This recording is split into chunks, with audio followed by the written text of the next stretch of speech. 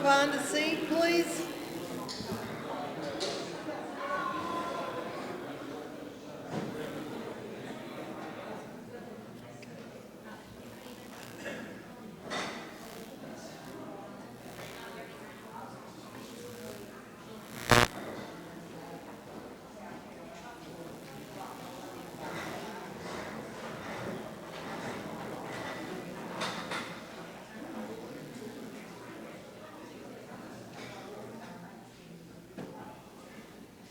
All right, good evening. Thank you, everybody, for coming. This is a very nice turnout. Particularly thank the candidates. I know y'all have busy schedules right now, and we appreciate your showing up for our forum. Carly Long will be our moderator today. She is a student at the community school. She's president of the Beta Club, and she is a senior that will be going to college next year to major in political communications. So we really appreciate her showing up tonight.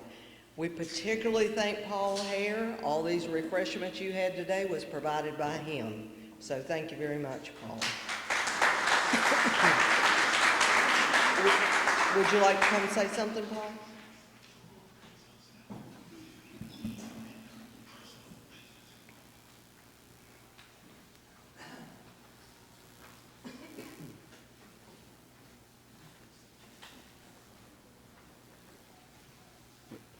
About the only thing I wanted to do, I wanted to introduce a couple of people. My business has been CMP Siding, Paul Hare Builders. We've added on to it now. My son sitting over here, Chandler Hare.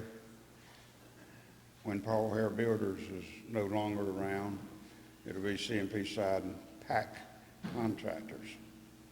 And I wanted to introduce him. I had never done it. And another, I feel like most important person in the crowd is Mr. Dewey Jones over here. I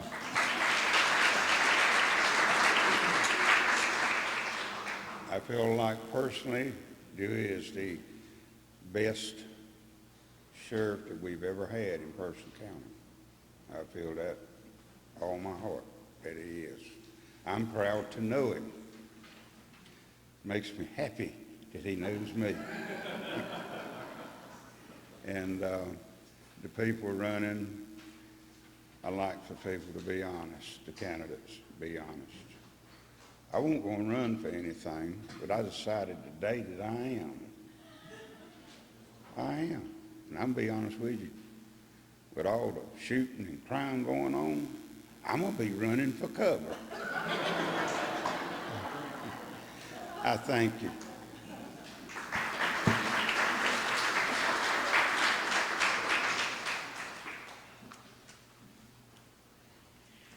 Thank you, Paul. All right, Faye Boyd will do our invocation, and after that, we'll turn it over to Carl.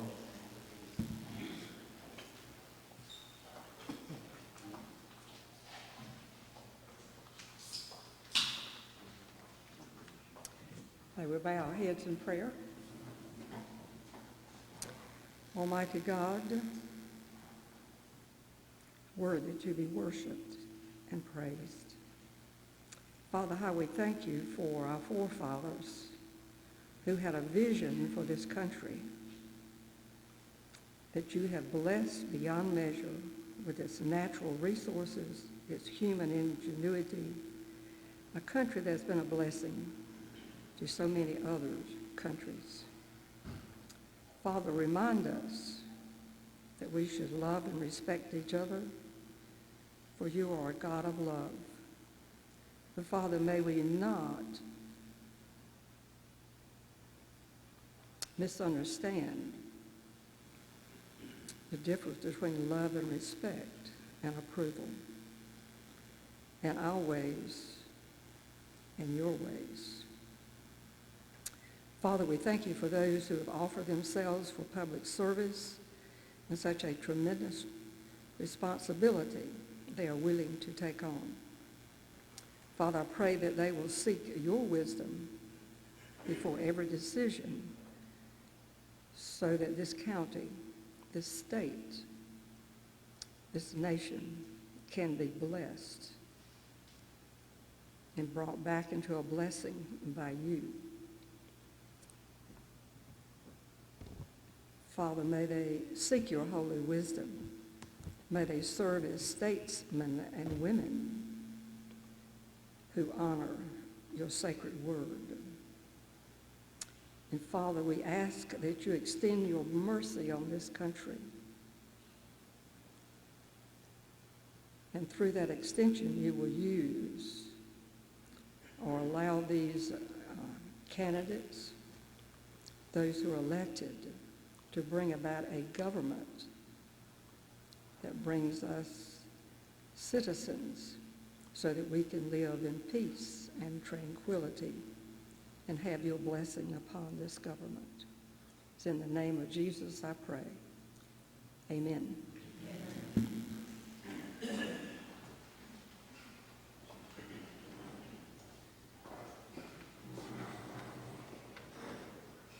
Good evening.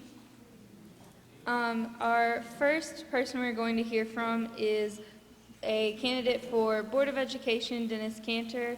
He has been in an accident and needs to leave soon, so we are going to hear from him first, if you would like to come up here.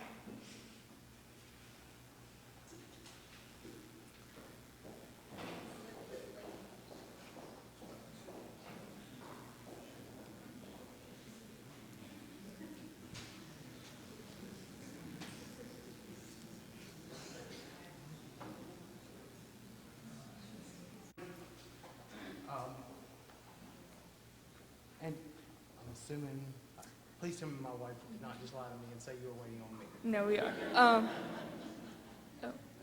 Do I need to ask a question first? Just wait. Okay. Here you go. Okay. First and foremost, just to give you a little bit of understanding, it's been one of those days where you wished you would have stayed in bed.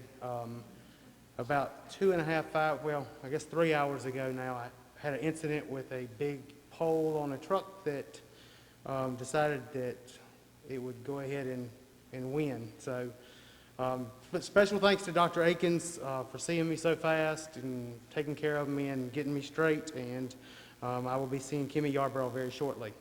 My name is Dennis Cantor, and I am a candidate for the Board of Education. And I would just like to add a few things that I have in mind. First and foremost, I want to thank PC, Person County Pride, for hosting this event and apologize for my exiting following my speech, as I will be doing two things. One, going to the football game after I leave MedAccess. The questions was asked, what are the priorities for your district and coming up year, and how did you select them?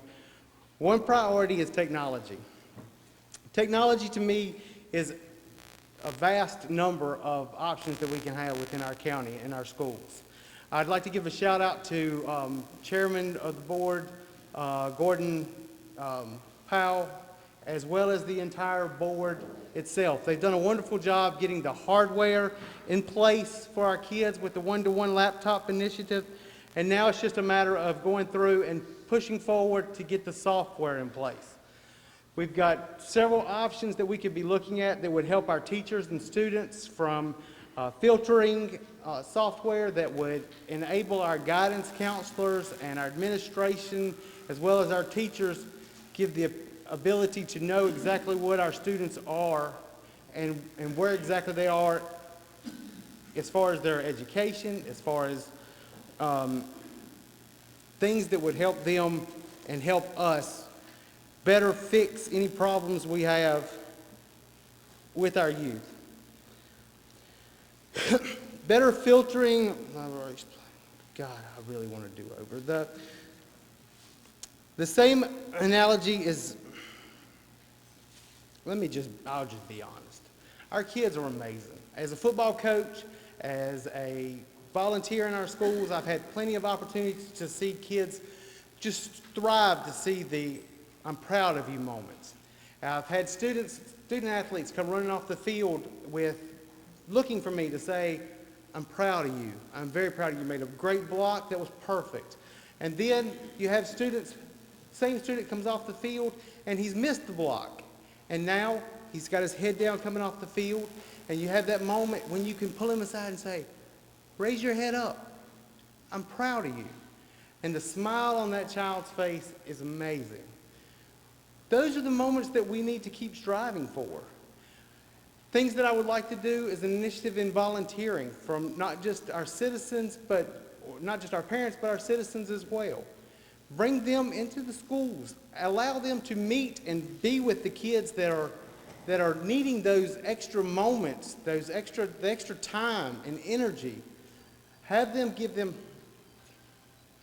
Again, I am very thankful that we have many forums to do. And I thank everyone for their time. Please consider me for the school board. I assure you, I have better moments. So, thank you.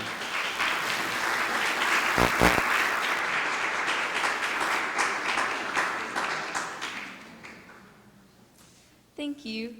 Next, we're going to hear from our NC offices, first with Senators Mike Woodard and Greg Doucette. Their questions will be answering to introduce yourselves and tell us why you are seeking this office. Why should we vote for you? Come up here now.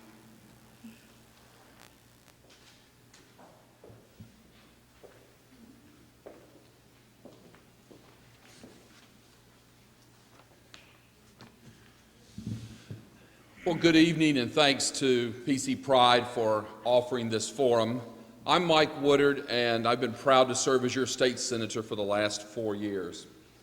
As your senator, I've fought hard to protect those things that you all in Person County have told me that you value. A strong education system that serves our children and respects our teachers. Protections for our family farmers and our timber growers. Economic development that helps our small businesses and brings new jobs. Fair pay and retirement for our state employees.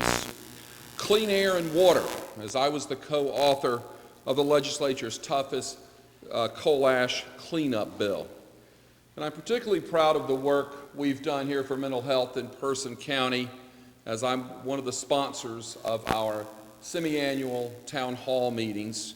We had the sixth one of those this past Tuesday at City Hall with Secretary Brazier as our guest speaker, and we had 70 people came and participated, 70 stakeholders in mental health services come and participate in that, and I'm particularly proud of the work that we've done in that area. I've worked very hard to be well informed about the issues that face Person County residents, and I've worked very hard to be accessible to you. I've also worked hard to be your advocate in the General Assembly for more jobs, better education, and an improved quality of life. So in this upcoming November 8th election, I urge you to vote for strong, effective, experienced leadership. And I respectfully ask for your vote for re-election to the North Carolina Senate.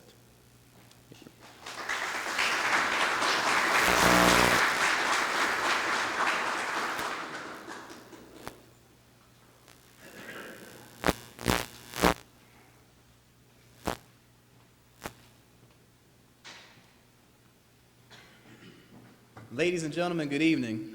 I can't guarantee you I'm going to be that quick. Mike's very efficient with his words. Y'all, I am T. Greg Doucette, and I am the Republican candidate for State Senate District 22, which includes all of Person County. I'm going to tell you a little bit about myself and then why I'm running and ask for your vote. So I am a lawyer down in Durham. I work with entrepreneurs and I work with students, which tends to involve a lot of criminal defense work. A lot of our kids end up getting caught with drugs or being involved in other mischief. And we are the only state in the entire country where all 16 and 17-year-olds are automatically treated as adults for prosecution. So they end up coming to me to try and make sure that one stupid decision when they're a teenager doesn't ruin their life. I got into law because of stuff that I went through in my own family. Y'all, I grew up with a family that a lot of folks would consider white trash. The fact is, I grew up in Virginia Beach. My stepfather is an alcoholic. Domestic violence was common. I was in high school myself when I saw my mother being choked out in the hallway, and I jumped on my dad's back to pull him off and ended up with my arm in a sling. I left Virginia. I came to North Carolina because I wanted to get away from my family, but also because I knew the promise of our education system. I came to NC State in Raleigh, eventually got my degree from there. But I didn't complete it all at once. The fact is, after 2 years at State, I had to drop out. I spent 3 months of my life being homeless because I got to see how the government, good intended policies, can let people fall through the cracks. Because y'all might not know this, but to get financial aid, you've got to have your parents' tax information. I couldn't get that from my parents because they were upset that I left. I had been raised by my grandparents for part of my life, couldn't use theirs because they'd never adopted me. And I couldn't use my own because the Department of Education standards require you to be 24 or have served in the military or been married or emancipated. So I had to drop out of college. I was out for 5 years. And I learned what it was like to try and struggle picking yourself up. So I came back to NC State. I finally graduated in 2009. I went to the North Carolina Central University School of Law in Durham to get my law degree. And when I graduated, I started my own practice to work with young people and with people that want to start a business. Y'all, I'm running for this office because we need more adults in the General Assembly. The fact is, I'm not happy with much of anybody, Republican or Democrat, that's serving there now. I help put people in office based on trying to improve our economy and get us better jobs, and instead, we got a bunch of legislation that none of us have ever asked for. Now, that applies on both sides. But I'm going to be honest with you, and you're not going to hear this from any other candidate. Mike, if you want to record it, you can have me on record. I was told this group cares about the environment, and the fact is, if that's the case, y'all should not vote for me, you should vote for him.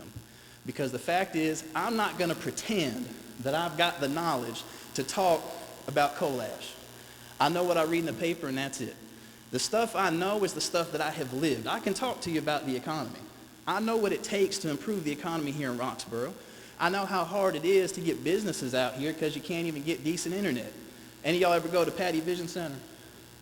My girlfriend works here, all right? She knows what it's like. Philip Gillis, Dwayne Johnson, the teachers here, I work with them. I know what it's like. And I help entrepreneurs. I know what it's like trying to bring businesses to Roxborough. I can talk to you all day about education. I've been up and through the UNC system. I've served on the Board of Governors for 2 years. I know the challenges they face. As their budgets are cut, tuition has gone up, and it's become increasingly hard for the sons and daughters of North Carolina to get themselves a college education.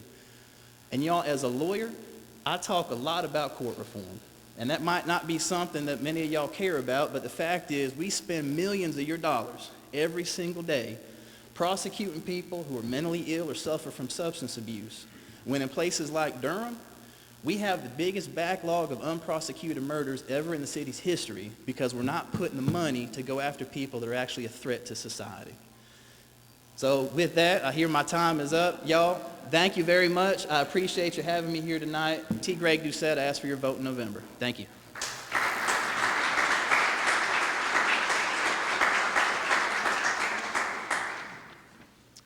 Next, we will hear from the NC House of Representatives candidates Larry Yarborough, then Joe Parrish.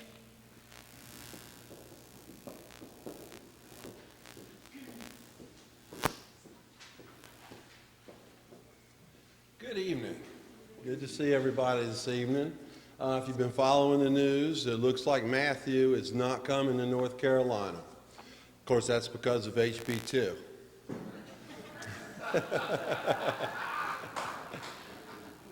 It has been an honor to represent our community in Raleigh for the last term. I had a lot to learn, and I have done it. I've gone there every day, worked hard, learned a lot, and I've gained a reputation as someone with common sense and a good bit of knowledge. And I attribute that to the life experiences that I've had in the 35 years since I left my parents' house. I'm a chemical engineer by degree. I've worked in the space program, building solid rocket boosters, so I know how big government works and how technology affects things as we go along. When I moved up here and married Kimmy, a long time, I worked at DuPont and Weyerhaeuser. So I understand the needs of large manufacturers and what we have to do to keep those going and operating in a safe manner. I've started small businesses. I do know what it is to create jobs, hire people, and go to work every day. I've built buildings, and so I know what it is to get permits and to go to the bank and get a loan to do something like that. So I've got a wide variety of experiences along those lines. I've raised a family. I understand what it is to be a family with small children. I know what it is to be a family with older children, as well as a family that's taking care of elderly parents. These are all different things that do come up in state government all the time. Kimmy and I have been working to improve rural health care for over 20 years now, and that has been one of my specialties in the legislature. There's not a lot of representatives from the rural communities, and the small group of us have to get together and speak as a voice to represent rural North Carolina, because we do have special needs in this area, and I have been a voice for them. And I've gotten a lot done. One of the biggest issues we have are these Falls Lake rules. They put them in, and science has shown that they're not going to clean up the lake just by shutting down development in Person County and charging everyone a stormwater tax. But I've been working on that. We're going to have a new department open up in UNC Chapel Hill that's going to study how to clean up these lakes properly. I've gotten some more tools that developers can use. Anything that's now approved in the Chesapeake Bay watershed is approved in the Falls Lake watershed. And I'm also working on a pilot program to tie up the phosphate using some bentonite. It's a new technology that's working over in Europe, but it's had tremendous success in getting the phosphate out of the lake so that the algae doesn't grow, which is what the big problem is in the first place. I've always been hugely supportive of law enforcement. We live in a safe community. It's one of the things I love about our community, and I want to keep it that way. I've been a strong advocate for pay raises for the highway patrolmen, the SBI, and the prison guards up in Raleigh. And I was successful in getting us another assistant DA. Another one of these rural issues where everybody wants another DA. But when you have 25 assistant DAs doing the work of 26, that's a little bit different than having 5 DAs doing the work of 6. This has been a problem for over 6 years now, and I got it solved. Oh, I got a long list. Coal ash. I am a scientist. I do understand coal ash and can talk about it all day. I care about our environment very much. If I'm not in Raleigh, I'm in the woods hunting or fishing. On the water, I care about it, and I believe that we can use science and technology to have jobs and a clean environment. I care very much about that issue. On education, I helped found the charter school, Roxborough Community School, so I do understand a lot of the issues of education and where we're going with it. We got a lot of reform programs. Some of them make sense, some of them don't. We're going to try a few of them. I've been a big advocate for increasing the teachers' pay. I was telling Kimmy, I used to be really conservative, but now I find myself advocating for some government and for increased spending. But what we have done is we have not spent money on anything else as our state has grown out of the recession. It's all gone to teacher pay. I just want to finish up by saying that I do consider myself somewhat conservative, but I'm not an ideologue. I don't want to change the ship of the North Carolina to the right or the left. I go to Raleigh to try and do stuff to help our community here in Person and Granville counties. Thank you.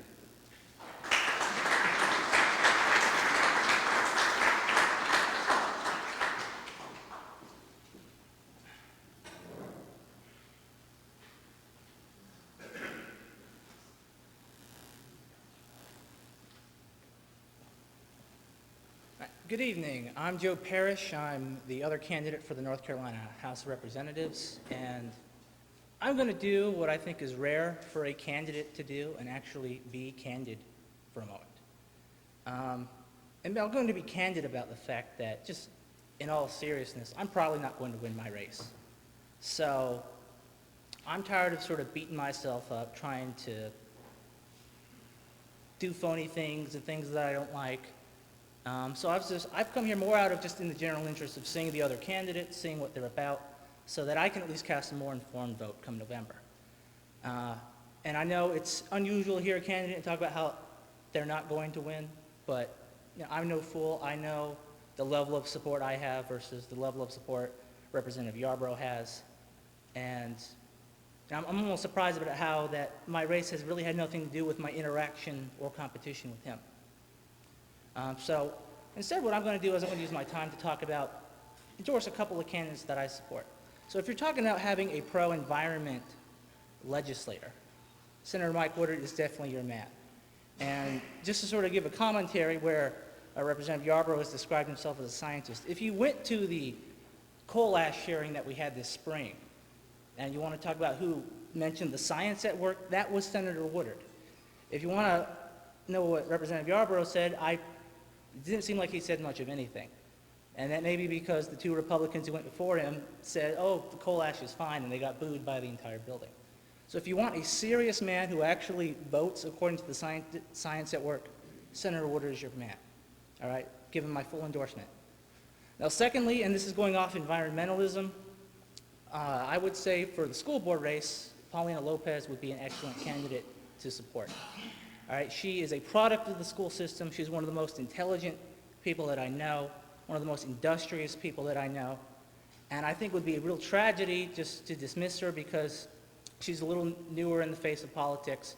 She is one of the most educated people on just about every political issue you could ask for.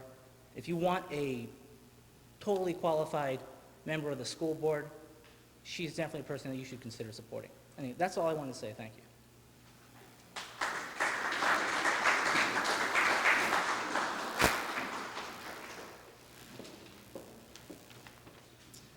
Next, we will hear from District Court Judge candidate Jay Stoltz.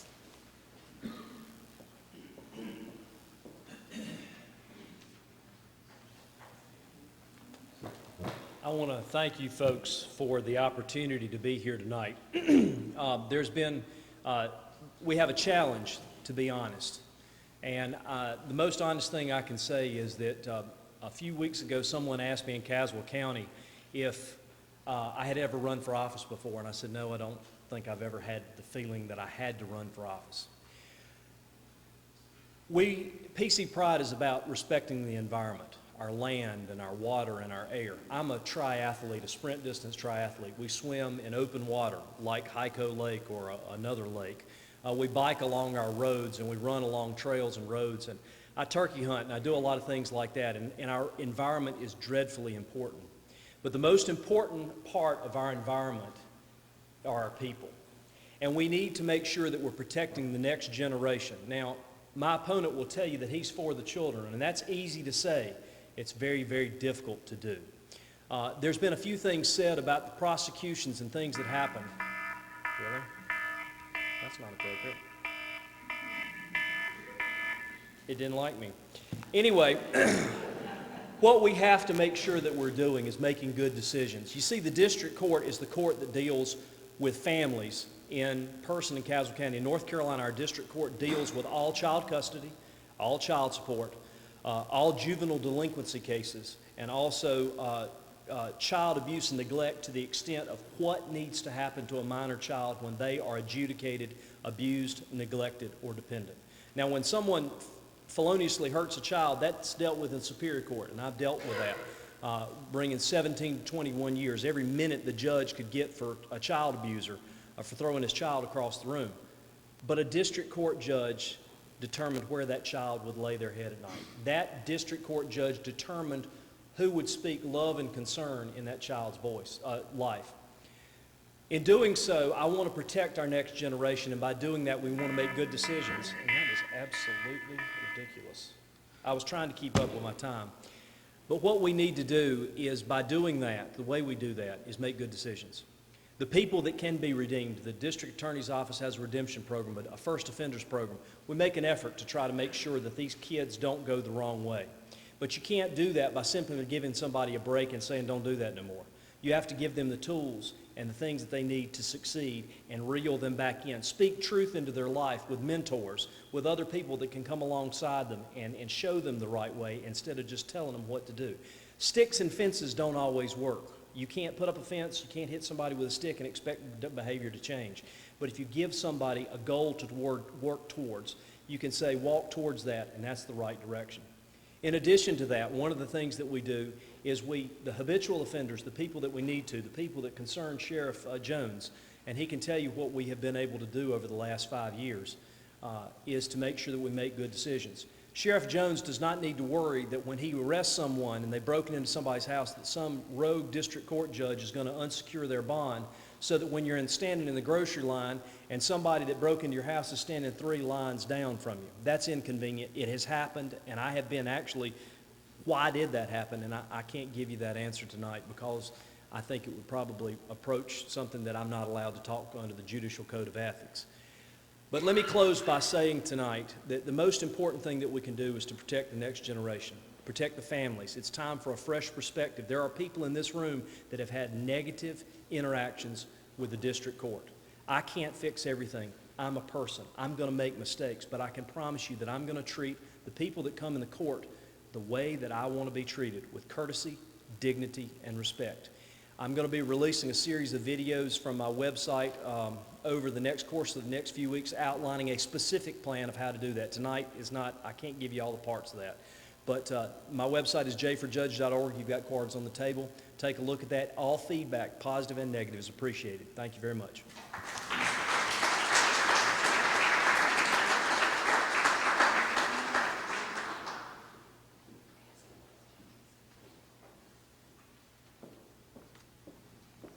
Is Mike Gentry present? Okay. Then we will move on to hearing from our Board of Education candidates. I would like to invite the first 5 candidates to come sit up at the table: Margaret Bratcher, Frida Tillman, Chris Atkins, Derek Sims, and Paulina Lopez. You will be answering the questions: what are your priorities for the district in the coming year? How and why did you select these priorities? And what are the district's greatest overall needs? How do you think those needs should be addressed? And come up one at a time to answer.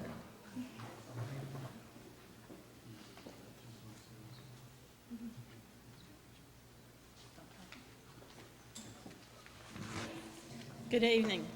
Thank you so much for this opportunity to have the candidates speak with you. I am Margaret Bratcher, and the reasons I think you should vote for me are experience and preparation.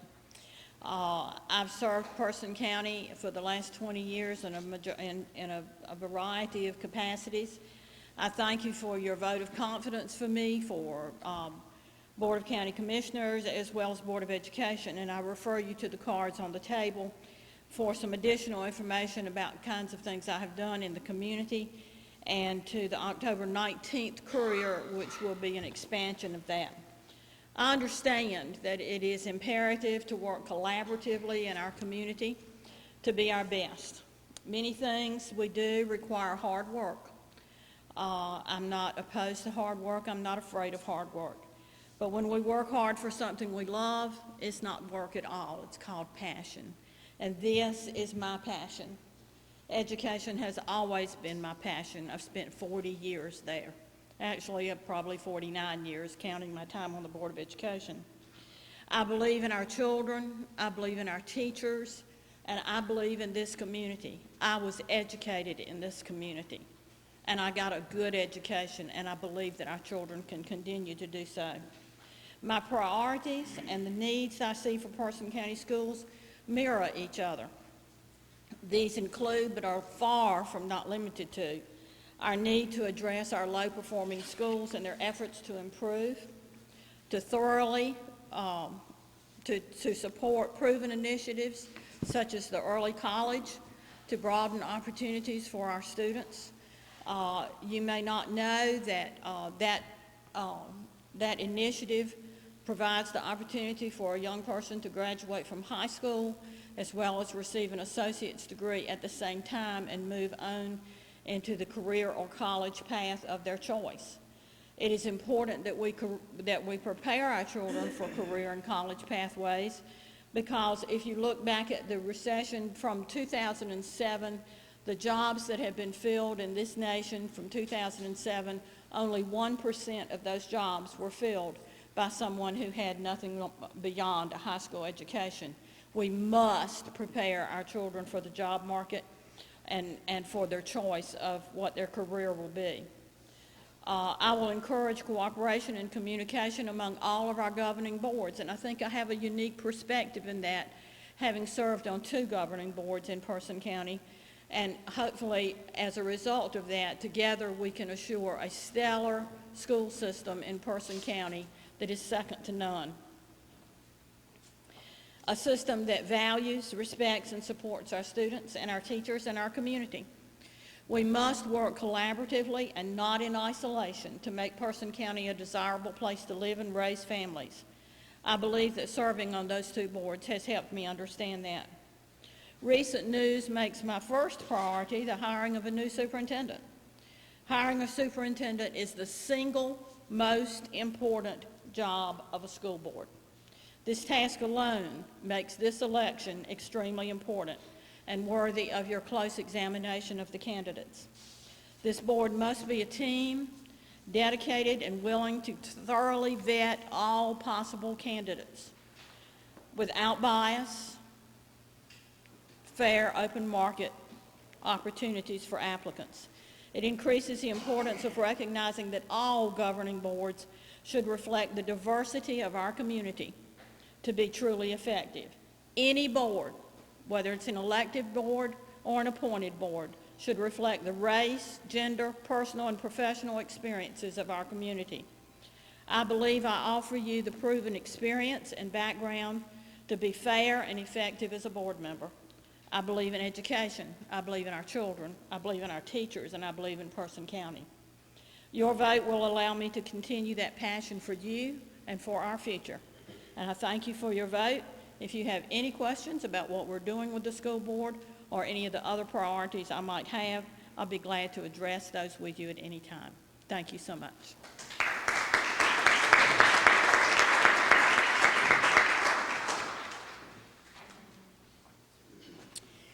Good evening, and I want to thank P.C. Pride for this opportunity to speak to you this evening.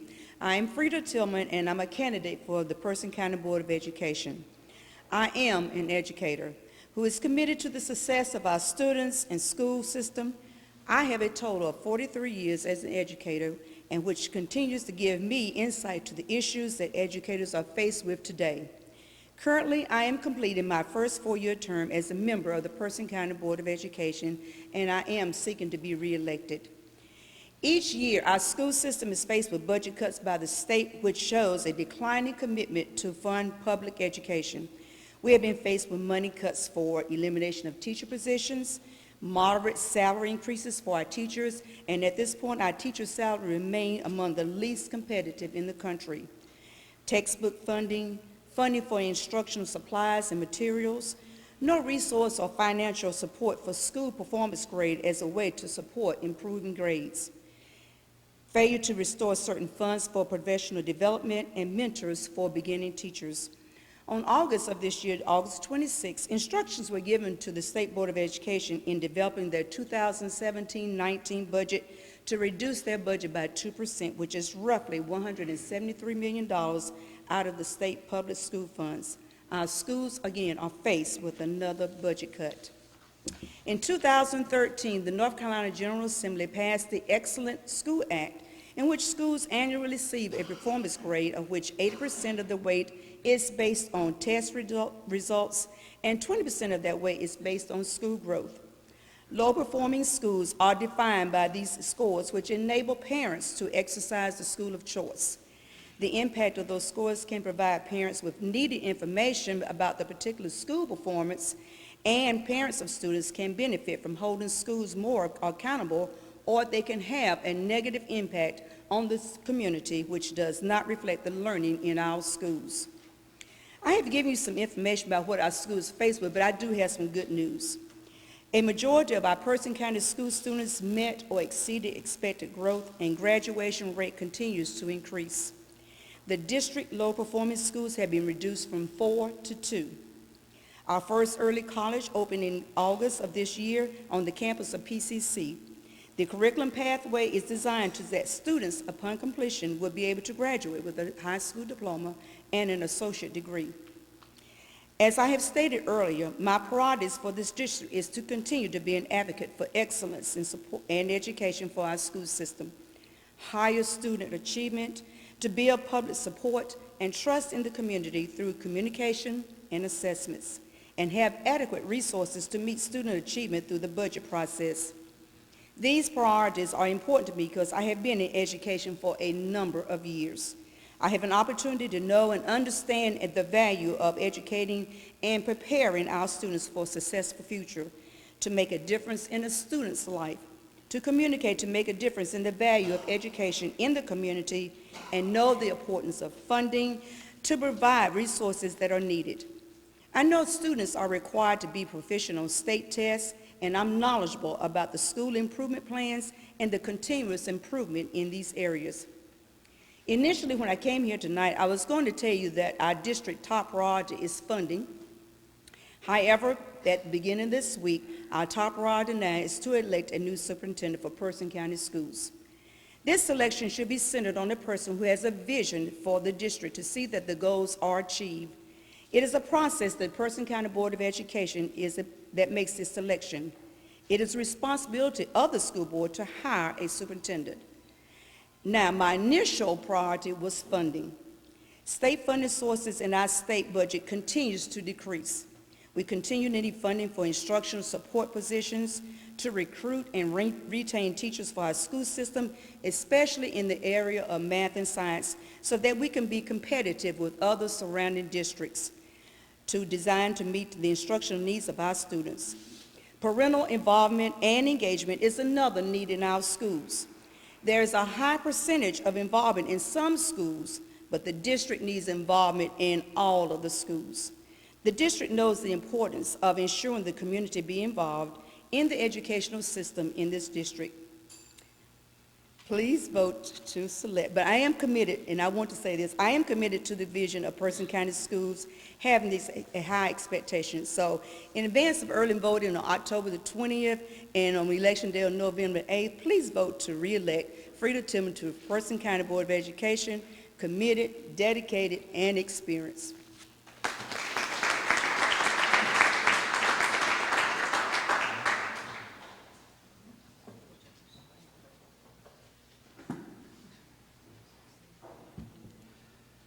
My name is Derek Sims, and I'm running for Person County Board of Education.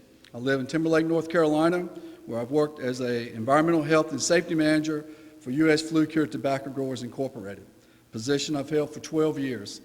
I have a wife, Michelle, two daughters, Tiffany and Taylor, and my son, Will. Tiffany is a pharmacist at CVS in Benson, and Taylor is a high school Spanish teacher in Holly Springs, and Will is attending middle school in Roxborough.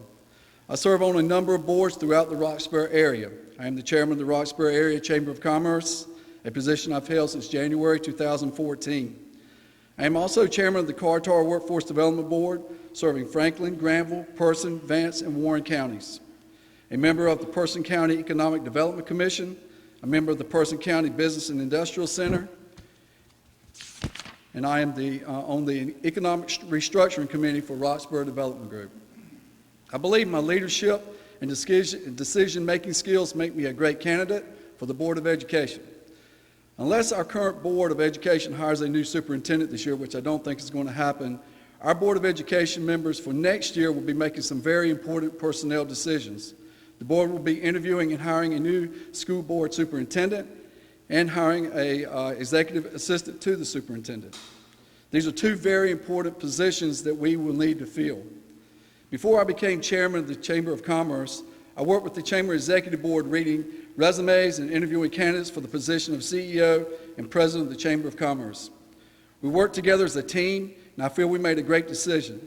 And if I'm elected, we will work with our board members to make sure we hire the best candidates available. My personal priorities for the coming year are help low-performing schools improve their ranking. We have programs in place to improve these scores, and we need to monitor these programs to ensure that they are working. And if they are not, we need to look for other solutions. 2, I believe that we need to review our budget for 2017 with a fine-tooth comb and ensure that we are spending the school district's money wisely. Whether it's for technology, supplies, services, salaries, etc., we need to get the most out of our dollar. When we spend money on our schools, we need to be sure the money we spend will be beneficial to our teachers, students, and schools. The next thing is time. Time is very important to our teachers. We need to ensure that after-school meetings are necessary and that the time is used wisely so the teachers can get home to be with their families. And I've talked with some teachers, and I know this is important to them. I believe we need to invest in our teachers, we need to invest in our students, we need to invest in our schools. When I say invest, I'm not just talking about money. I'm talking about time as well. In the past 3 years, I volunteered to work on the programs called Reality Store at Southern Middle School and RCS. This program teaches middle school students how to balance a checkbook and to deal with bills their parents have to pay. I have also volunteered to work in a program at Person High School where I give mock interviews to students and critique these interviews with the students. I believe it is important as a board member to support these programs. I believe to help teachers, students achieve success, you must go into the schools, meet the teachers, meet the administrators, walk the halls, and identify areas for improvements together. I believe the district's overall greatest needs is money. How much funding we get from our state, federal, and local governments will be very important to our school districts, and we will need to spend that money wisely. If you support my priorities, vote for Derek Sims, Person County Board of Education. And I thank you, and I thank you, PC Pride, for having this forum. Thank you.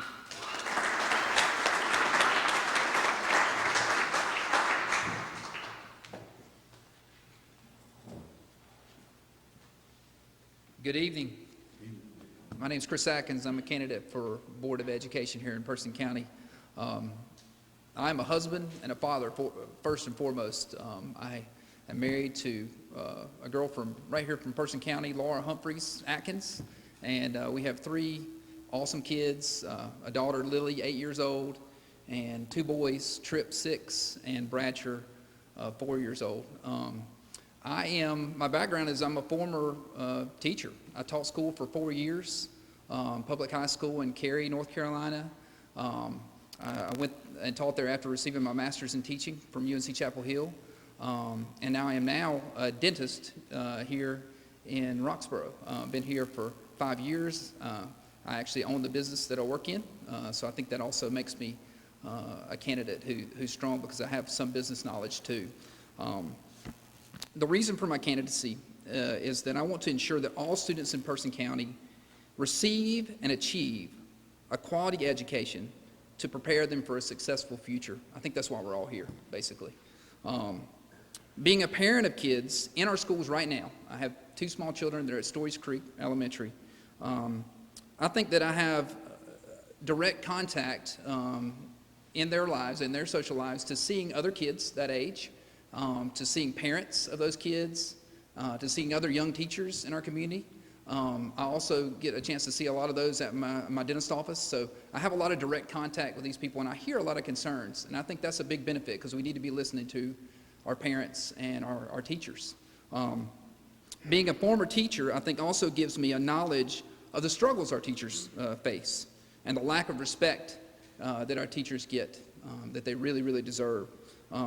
Being a business owner, I think, gives me a unique perspective because I know what our community's involvement should be in our school system and how we can help and support the schools as local businesses. And I'm not afraid to go to those local businesses and ask for that support. If there's a need in a school, our local businesses and churches can provide for some of those needs. And I think we need to explore those avenues. My greatest priority was the question that was asked, and my greatest priority is to increase student achievement by helping our low-performing students and our low-performing schools become higher performing. I think the ways to do this are, first, to retain our great teachers.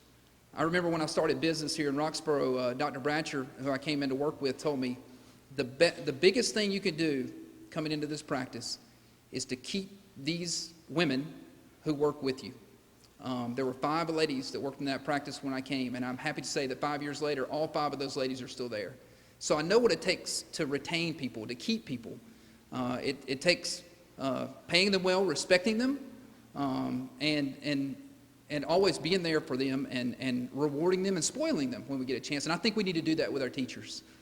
We may not be able to control much about pay in some ways, but I think we can find other ways to reward them and to spoil them. as much as we can. I also think that, I was going to note that some schools this year actually struggled to fill all their teaching positions at the beginning of the year.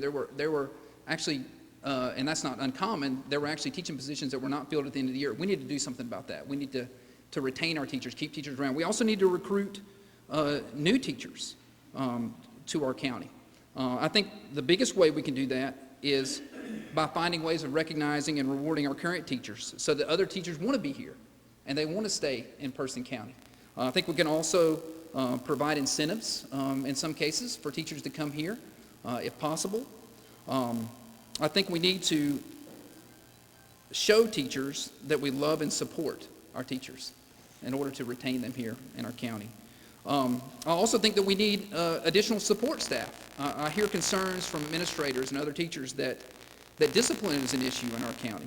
And I think we need to help our teachers and administrators constructively deal with children with behavior and discipline issues, allowing these students to learn in an alternative setting if possible, without hindering other students from learning, but also learning themselves in those settings, not just be sitting in a room not doing anything when you're in trouble. When we have terrific teachers, all of our children benefit, not just our low-performing children. Our greatest needs. What is needed to help all of our students achieve at a high level?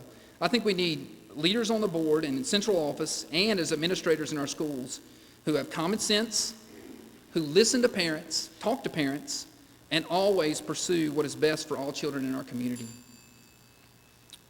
Many efforts are being made on here, but we can do a lot more. We must ask our local businesses and churches to join in our efforts and help our schools because they are out there and they want to help.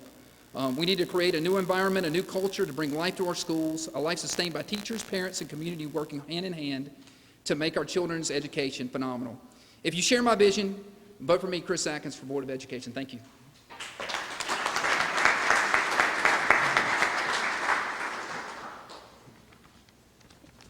Good evening, everyone. Thank you very much to PC Pride for holding this forum and giving us all the opportunity to speak to you. I am, on the spirit of PC Pride and of pride, I am proud to be an American and I am proud to be a Personian. I'm going to tell you a little bit about myself. I'm a Person County native. I was born in Durham Regional Hospital and I've lived in Timberlake all of my life. I went through our school system from kindergarten all the way through my high school graduation, and I've always been passionate about education, and that has always shown through my work. Starting from elementary school, I received Excellence Awards, Principal's Award for Academic Achievement, President's Award for Academic Excellence. In middle school, I was the runner-up for the Miss Tina North Carolina Scholarship Pageant, and in high school, Person County Partners in Education named me an NC Scholar. And now I am one of 16 who were chosen for a full tuition scholarship at North Carolina Central University School of Law, which is my current day job. I have an associate's degree in criminal justice from Piedmont Community College, a bachelor's degree in forensic psychology from Southern New Hampshire University, and a master's degree in political science from UNC Chapel Hill. I have also tutored on all levels from elementary through college, and I have served in leadership roles in a variety of organizations in school, college, and in our community. Some of the most notable are Girl Scouts, Teen Court, and United Way. Through these and other organizations, I have had over 10 years of experience in budgeting, event planning, and community organization. As a member of the United Way Community Investment Team in 2014, I served as part of a budgeting committee in which I had to make hard choices as part of a team for how to allocate the year's funds. All of the organizations requesting funds were deserving causes, and I have experience in making those hard budgeting choices. Now that I've given you the highlights of my accomplishments, experience, and commitment to education, I'm going to tell you a little bit about the state of our school system, and in doing so, I will answer your 2 questions. I noticed a few shortcomings as I was going through the school system, and through talking to many of our teachers this year since I announced my candidacy in February, I have found that our schools still have the same overall needs. We need textbooks which are up to date. We need teachers' assistants so that our teachers can make the best use of instructional time. To speak to that, last year, some of our special education teachers who need the assistance the most didn't know up until the week before school that they were actually going to have the funding for those positions. We also need more copy resources so that our teachers are not prevented from sending EOD practice work home due to copy rations. That actually happened to some of our teachers last May. Not having textbooks and not having resources to copy the materials that the teachers are using is completely unacceptable. Although the board does not control the budget, the state and supplementarily our county commissioners set the education budget. As a board, we have the power to advocate for more funding and to make the best use and allocation of the funds that we do have. We can address our teachers and students' needs for textbooks, teachers' assistants, and copy materials by prioritizing them over some less critical items in the budget. As the Board of Education, education should be our top priority, and meeting these basic classroom needs must come first. This priority comes straight from our teachers, and that is how it should be. As a member of the Board of Education, I will continue to have this open communication with our teachers, parents, and students to make sure that we are meeting our school's needs. A vote for me, Paulina Lopez, is a vote to equip our teachers with the supplies and assistance they need to prepare our students for success. Thank you.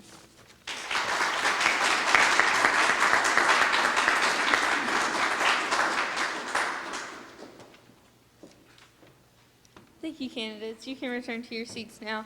And I invite up the rest of the Board of Education candidates, Harriet Tillett, Kay Allen, Joan Hodges, and Philip Gillis.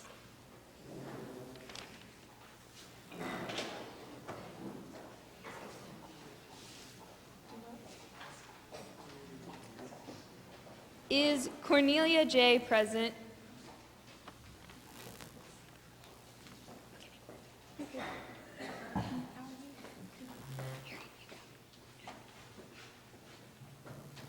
Good evening. I would like to thank PC Pride for hosting this forum tonight and to Paul Hare and his family for providing the refreshments. My name is Harriet Tillett, and I am a candidate for the Person County Board of Education. My life has been intertwined with Person County schools since I entered first grade at Central School, and a lot of you are way too young to remember Central School.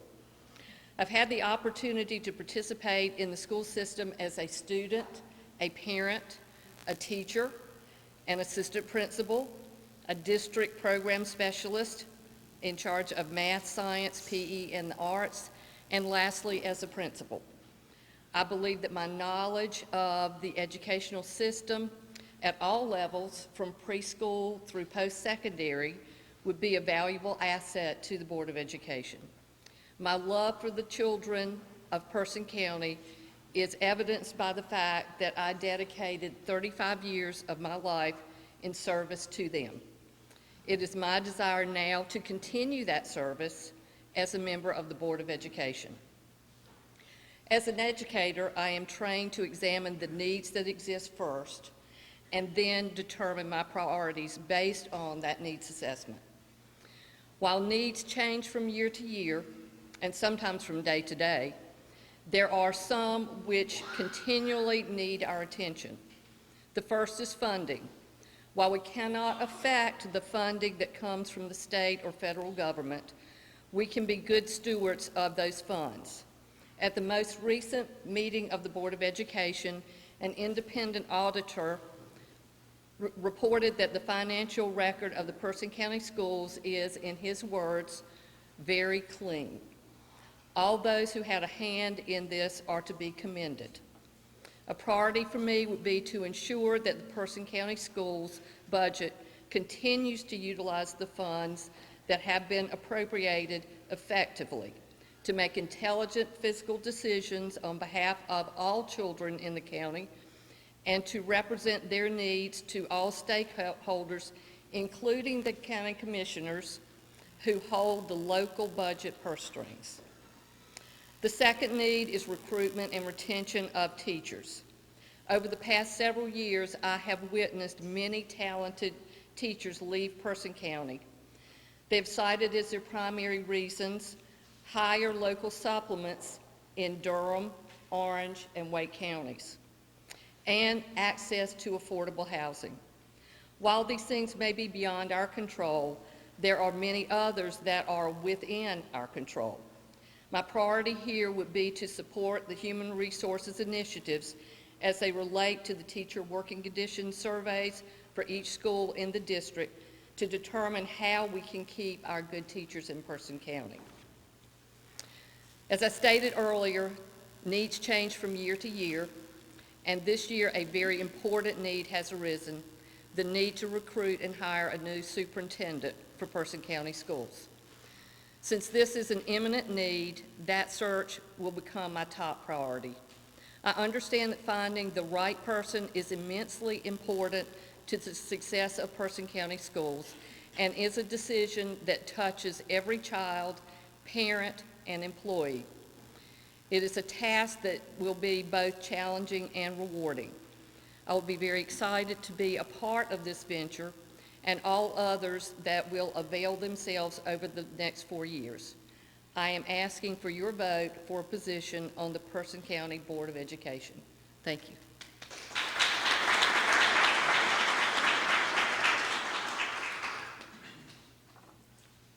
Good evening. I would like to thank you for having us here tonight and for giving me the opportunity to introduce myself. My name is actually Margaret Karen Allen, but if you know me, you know I'm Kay. I got stuck with that long name and never liked it, so anyway. I earned my bachelor's degree in English from Averett College and a master's degree in education from Duke University. I taught English and special needs students in Halifax County, Virginia, as well as Greensboro, North Carolina. I completed my doctorate in educational administration at UNC Greensboro before starting my job as assistant principal at Helena Elementary School here in Person County. I was honored to serve as principal at both Oak Lane and Helena Elementary Schools. I retired 3 years ago after 40 years in public education. Since retirement, I've been volunteering as a guardian ad litem with Judicial District 9A here in Person County. My role as a guardian ad litem is to be an advocate for children who are in the custody of the Department of Social Services, and I am their voice in all court proceedings. Why should you vote for me for Board of Education? First, Person County Schools will always have a very special place in my heart, and I've been very proud to be associated with them over the years. I understand public education and the laws that govern its operation. I understand trying to stretch budget dollars to cover the diverse needs of the student population here in Person County. I have 19 years of experience as a regular and special education teacher in 2 states and 3 different school districts. I have 21 years experience as a school administrator here in Person County. And I am ready once again to offer my experience and leadership skills to the students, parents, staff, as well as the citizens of Person County. In terms of priorities, mine are based on my own personal experience as a school administrator. First, I want to be visible in the schools and accessible to staff, to parents, and to the citizens of the county. I want to spend time with teachers and principals to discuss the unique needs of each individual school. I would work with the superintendent to continue the academic progress that has been made by the students in our district. And finally, I would ensure the safety and well-being of all children while they're in our care. The greatest needs of the school system, my first one has been mentioned by several other candidates. We need to hire a visionary superintendent to continue the progress in Person County Schools, and we need to elect board members who have educational leadership experience to steer the district through this transition. Additional funding has been mentioned. We continue to see cuts for public schools, and some of the funding has been earmarked so that it can only be used in certain ways, so there's no flexibility with some of the funding. Schools are being asked to do a lot more with a lot less for instructional supplies, professional development, and other needs. Many teachers have seen little to no salary increase over the past few years, and they're expected to do even more than ever with cuts to things such as teacher assistants, school counselors, and social workers. We really need to lobby lawmakers for more money for K-12 education. We need to hire and retain highly qualified teachers, and this has also been mentioned. We have had difficulty finding math and science teachers for a number of years, and this year, for the first time, they've had difficulty finding elementary teachers. We have to provide incentives to attract quality teachers in these areas and to keep the current teachers that we have. I think one idea would be to look at our local supplement and change it to a graduated system, which would reward years of experience with Person County Schools and not just a flat rate for every teacher. Finally, we need to ensure that students receive quality education at all of our schools. We need to make sure the resources, both financial and personnel, are used effectively to support student learning in all of our schools. Educational equity should not depend on the geographical district in which a student resides. Every child deserves the best education we can provide. In conclusion, I hope you will vote for an experienced educational leader whose only job will be leadership in Person County Schools. Please vote for Margaret K. Allen for Board of Education. Thank you.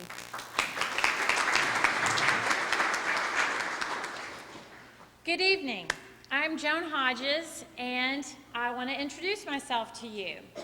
I grew up in Texas, went to college in Atlanta, where I met the love of my life, Jim Short, and he said, "We need to go to North Carolina." So we did. And 21 years ago, we moved to Person County so that he could start his medical practice here. Before we moved here, I used to practice law. I went to the University of Texas Law School and practiced law for 10 years. During that time, I had several opportunities to work on behalf of children in my legal practice. It was, you know, I did a variety of kinds of law, but that was the most rewarding. But when we did move here to Person County, all I did for all this time has been about kids. First, we had 4 kids. So when we moved, I quit practicing law and focused on my own children. They went to Oak Lane, they went to Southern Middle School, and they went to the high school. And our baby graduated just 2 years ago, which I can't believe she left me. But, and they had great teachers that are here tonight. One of the things that I got involved in when we moved here was Person County Partnership for Children.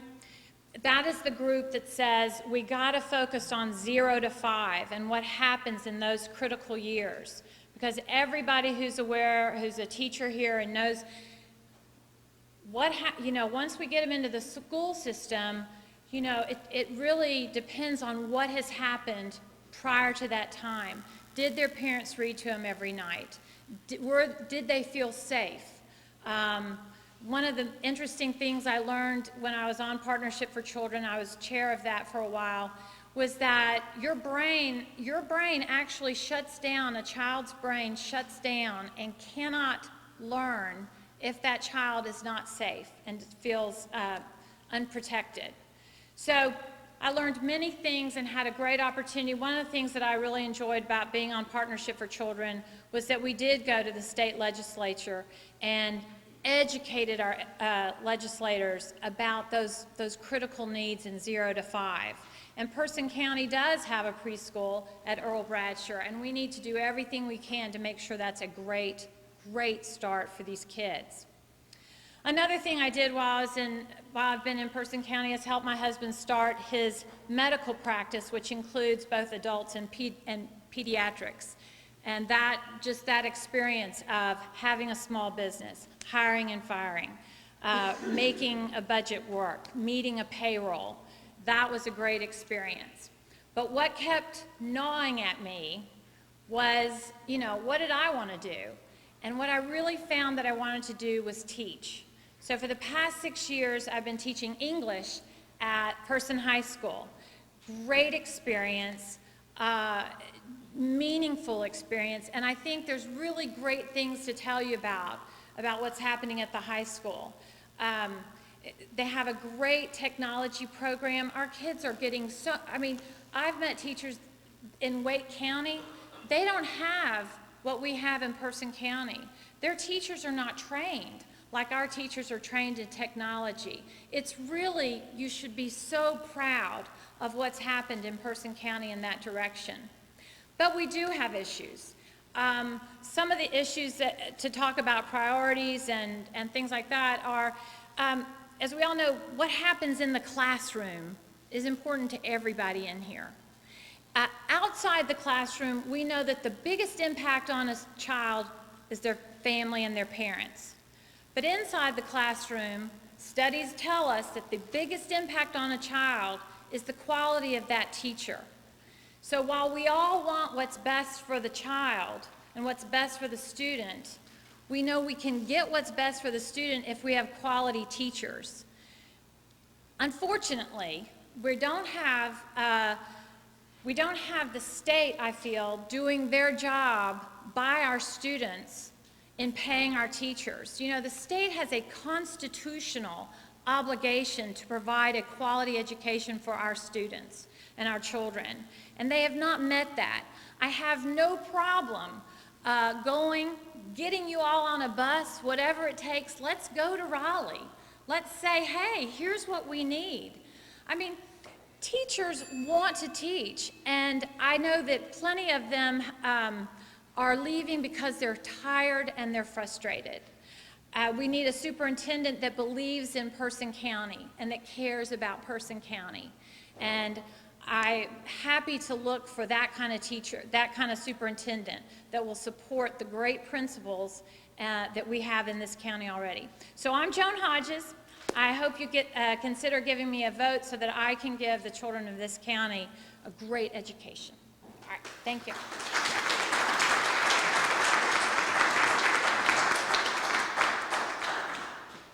Good afternoon, and thank you. My name is Philip Gillis. I am from Allensville, which is not Roxborough, but it's over there close by, on the other side of the county. I went to North End, I went to Northern Middle School, I went to Northern Junior High School, I had spent 1 year at each one, then I went to Person High School. What time I was not raised in one of those schools, I was raised in the little hardware store my family ran, C&G Supply on the other end of town. So I've been in Roxborough my whole life. I'm married, I have 2 children, 2 beautiful, wonderful little monsters that I love so much, and they go to North End Elementary School, and I'm going to stop. I'm going to start going off on my 2 children, how much I love them. And I have been a teacher here for now 15 years. I've been a teacher in Person County for 15 years. In fact, I walked out of a classroom just a few hours ago. Why should you vote for me? Education is my life. I'm surrounded by it. My family, they were educators. My wife was a teacher. I love it. I've probably taught some of your family. I've taught with some of your family. It seems like I've taught just about everybody in this county now after 15 years. I received 4 questions about priorities and needs and what we need to do. And to me, I can't answer all 4 of them separately because they're all one big thing. When you're talking about priorities and needs, you need to talk about people working hand in hand. This would be the teachers, this would be families, this would be the students, this would be the community, this would be the churches. And we all have to work to make this county just as great as we all know it to be. Starting with the children, you have to look down at the child's start and see it from the beginning. You can't wait and see an issue at the end and wonder, how do we get here? You start early with the child and you try to help the child as he or she goes along. And then you don't get to that problem at the end where you have a child in high school that's causing problems and just write the child off. That's not how it works. We don't give up on Person County people like that. We raise our kids properly, and they are wonderful people, and they're a part of this community. For teachers, everybody said it. I know it. I'm a teacher. You've got to retain good teachers. We're getting ready to hit a teacher shortage around here, and we need to keep the good teachers here in Person County. I love teaching. The people I know love teaching, but I have seen some of the best teachers in the classrooms next to me leave and go elsewhere. And why? Well, they just want to go elsewhere. And we've got to love and respect these teachers. We can make sure that their voices are heard. A lot of times their voices are filtered out, and you don't really hear what they have to say because you've got to go through the chain of command to get it here. So by the time it gets to an ear that'll listen, it doesn't matter anymore.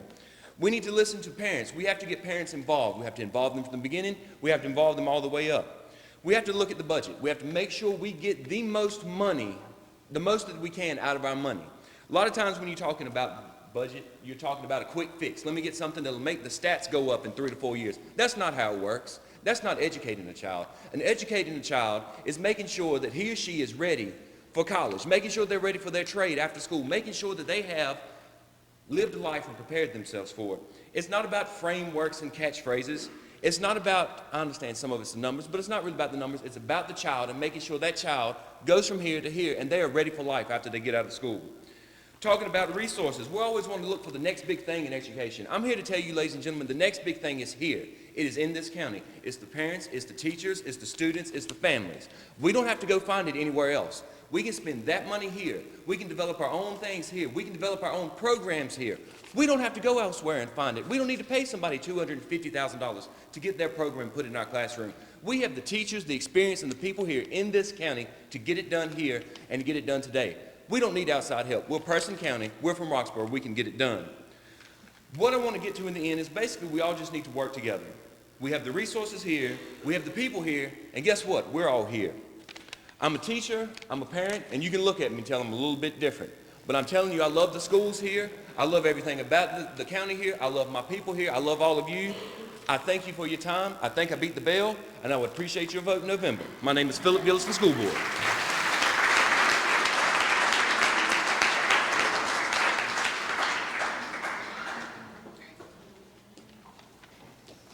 Thank you. Next, I would like to invite up our Board of Commissioners candidates, Ray Jeffers, Jimmy Clayton, Donald Long, David Newell, and Gordon Powell. They will be answering the questions, give your position on the landfill issue, what is your top spending priority for the county, should we have an increase in revenue, environmental issues seem to have been put on the back burner by the present board, so how will you protect the environment and how will you promote economic development?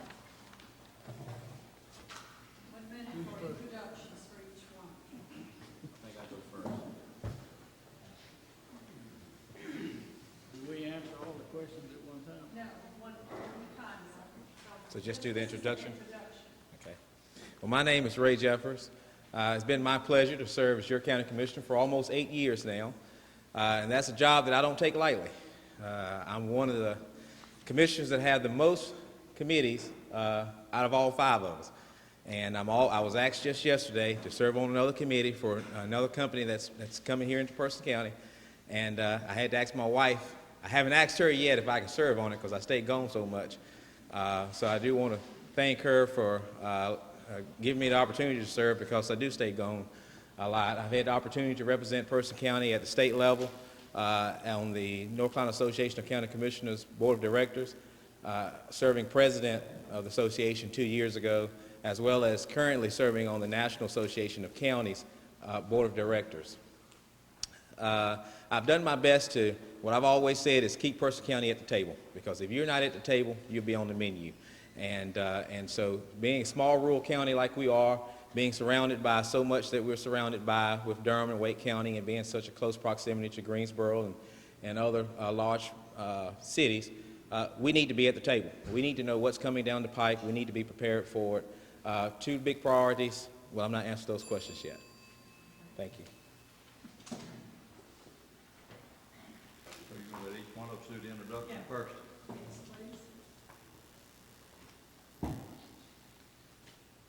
I'm Jimmy Clayton. I was born and raised in Person County. I got elected to the board in 2000, and I appreciate the people of Person County returning me to office several times, and I'm asking for your vote once again, and I'll probably ask you 2 or 3 times for it. You've got 3, and I would like one of them. I went to NC State University. I was born and raised on a tobacco farm here, and when I got out over there, I went to work with NC State for a while, then the Department of Agriculture. Then I got into environmental health, and I spent several years in Durham County in environmental health before I came back home. And when I retired from the state health department, where I ended up at, I was working with the Children's Environmental Health Branch, and I saw then the impact of things like lead and other things on children's health. We did lead investigations. I'm sort of like Ray now. I want to thank my wife because she didn't support me in being a county commissioner because we are gone a lot. I serve on a pretty good number of committees myself on the Orange Person Chatham Mental Health Board, the Upper Neuse River Basin Association, the Regional Transportation Committee, that's part of the Carter Council of Governments. Serve on the Board of Directors with the Association of Commissioners along with Ray. And are you telling me time's up yet? Okay. Thank you. I'll take yours. Who's next?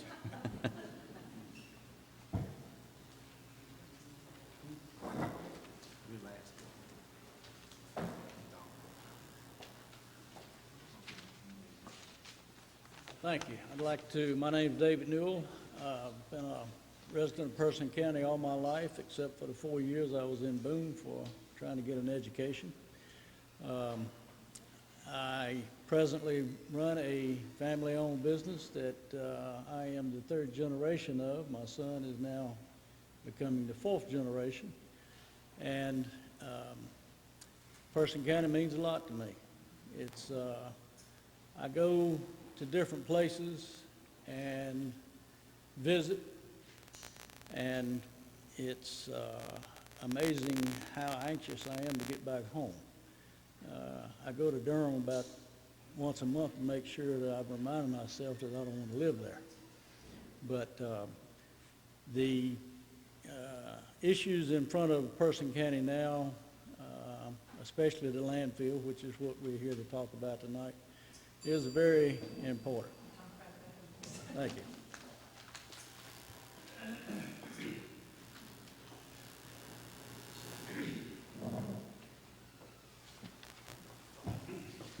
Before I get started, Joe Parrish, you caught me completely off guard tonight, and I want to tell you to keep your chin up, your back straight, and walk tall. All of us here have shortcomings, but it takes a big person to meet your shortcomings and admit them. So your time is coming. Just hang on, son. What a pleasure it is to be here tonight, and good evening. I'm Donald Long, and I'd like to serve you as your county commissioner. This is a very important election. We need action, a person of vision and strong will, a person that can formulate a plan and execute the plan successfully. I will carry your concerns when I vote as your commissioner. I'm a native of Person County. I've been a strong supporter of public education, having served as president of the Earl Bratcher School PTA and the Bethel Hill Charter School PTA. I was a founding board member of Roxborough Community School and served 9 years as chairman of the board and being elected as chairman emeritus of the board upon my retirement. I'm very proud of the accomplishments of Roxborough Community School under my leadership. We received the highest designation that can be given by the State Board of Education. I've been active in the Boy Scouts, served as a deacon and elder in my church, and currently serve on the Recreation Advisory Board as chairman of the board and vice chairman of the Person County Social Service Board. Mama and Daddy always said, fight for what is right, fight for little folk, fight for working folk. Let your legacy be that you planted a garden so that others may prosper. I'm asking for your vote. I'm Donald Long, a candidate for county commissioner, and I'm on your side. Good evening. My name is Gordon Powell. Thank you, PC Pride and Paul Hare, for inviting us here tonight, and thank you, Ms. Boyd, for your prayer. I am a product of Person County Schools. Was not born here, but moved here early on, so I went through my entire school years here in Person County, and then educated in the UNC system. I've had 40 years experience in education approximately, and the past 12 years on the school board and serving as chairman as well. I've always been dedicated to the people of this county and will continue to do so as a county commissioner. I will continue to be committed to serve through communication and making informed, common sense decisions for the county. And my number one priority as a commissioner will be economic development. And one thing that is going to be an absolute and will take is total commitment from a unified Board of County Commissioners. On a personal basis, civic-wise, I've served my church for 50 years or better. Past president of Roxborough Lions Club, Roxborough Kiwanis Club, Person County Retired School Personnel. I currently serve as an arbitrator for the National Dispute Center, settling disputes between consumers and manufacturers. I've been a curriculum and development for the North Carolina Department of Public Instruction for 20 years, Person County Teacher of the Year, Person County CTE Teacher of the Year. I am dedicated, I am an effective listener, and I promise to serve you in a continued basis as I have in the past. Thank you for your vote.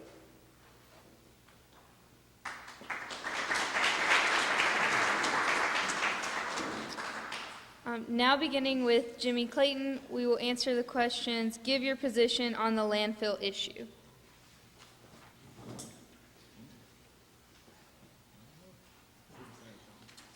My position on the landfill issue, I think, is quite well known, but I'm going to restate it. I've never been in favor of renewing the contract with the Republic.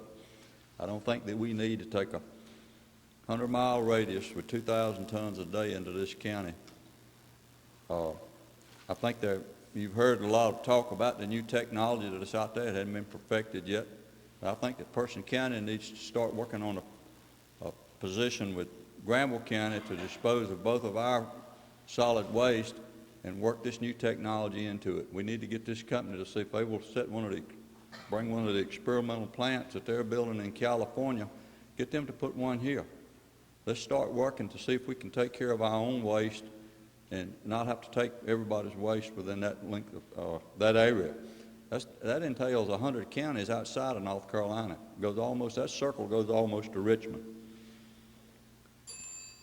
Thank you.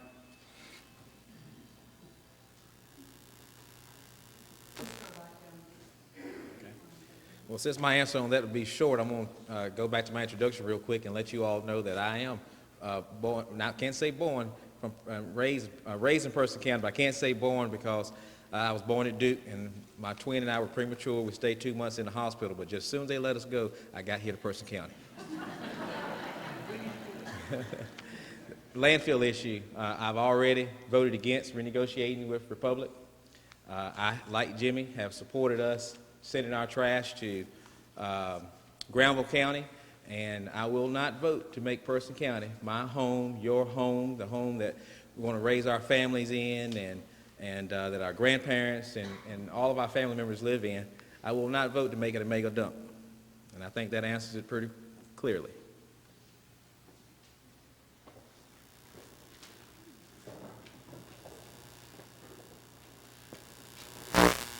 Thank you. My position on the landfill has changed quite a bit in the last 6 months. Through the process of discussion at the board level, it became quite apparent that there were two people that wanted a landfill and two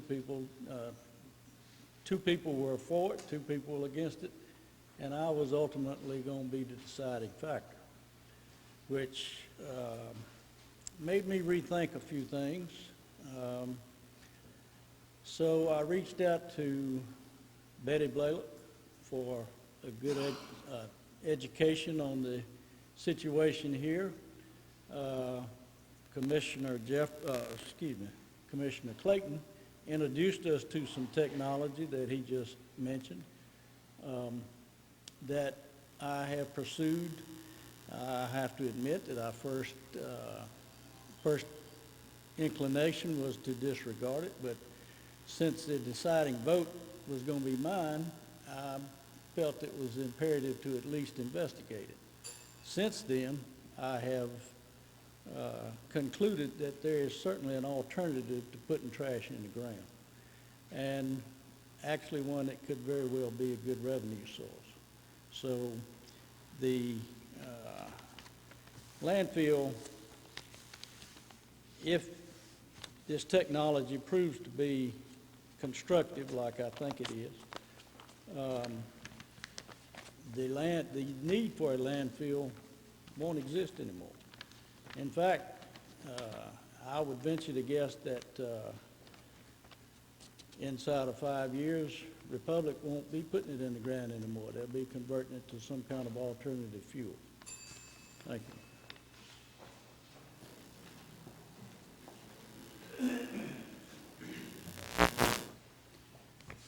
Well, I didn't know we was going to be talking about the landfill tonight.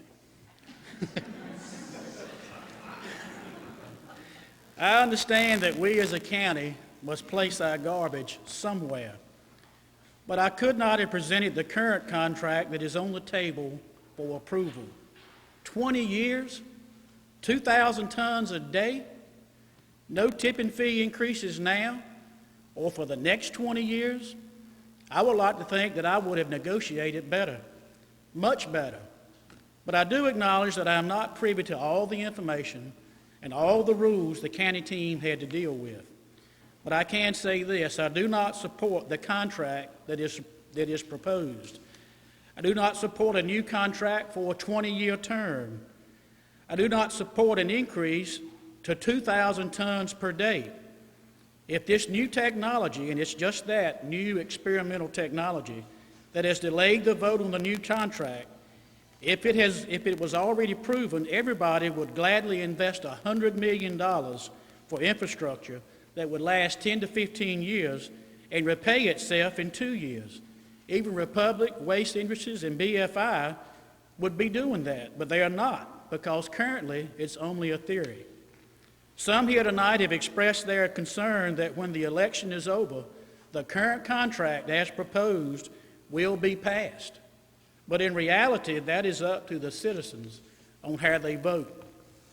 I understand a concerned citizen asked if Person County was changing its corporate seal too, from the tobacco fields and Duke Energy power plants, and replace it with a tall mountain of garbage and a caravan of trucks bringing garbage to Person County.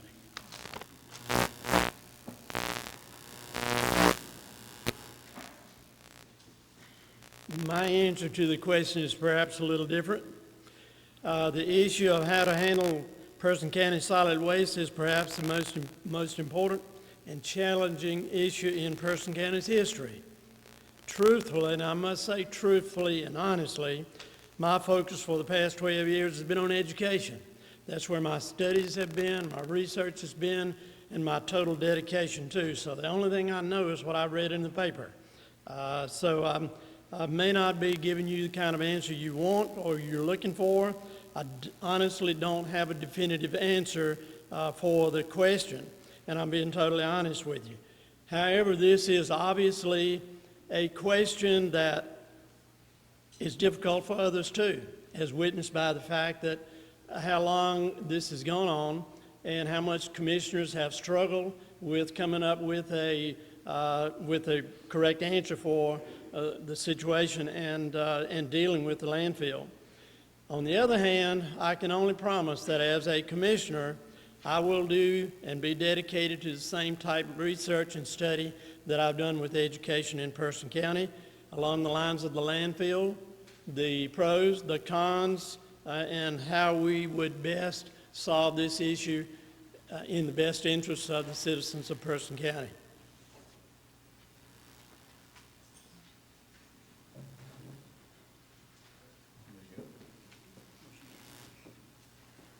Now beginning with Donald Long, we will hear your answers to question number 2. What is your top spending priority for the county should we have an increase in revenue?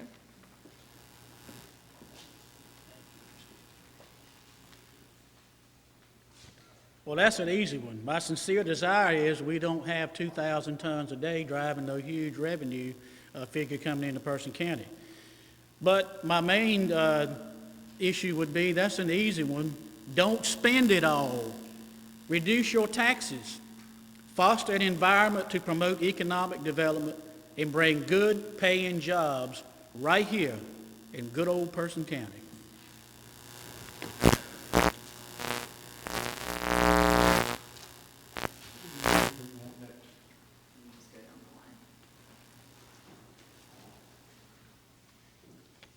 Don't start my time yet.